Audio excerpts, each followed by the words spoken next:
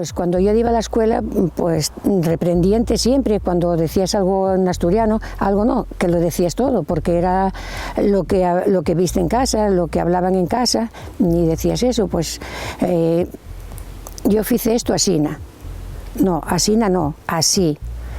Y es que la cremillera se me estropeó, no, cremallera. O pues ayer traje blanas, no, son avellanas. Y bueno, luego cuando salíamos de la escuela, había una casa muy cerquina de la escuela, y como salíamos a la hora de que ya estaba la comida a punto, y aquí decíamos, hay que echar el rostrillo a la pota.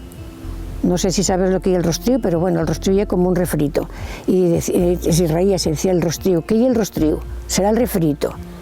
Y cosas así que tú era lo que hablabas, que te parecía absurdo el que te corrigieran, pero también lo que tú decías, que te parecía que estaba mal. Y claro, pues no sé, cuando a un crío pequeño se reprende, él no sabe el motivo, entonces tiene que sentirse mal. Yo por lo menos sentíame mal, porque me parecía que no sabía comportarme como los demás o esas cosas.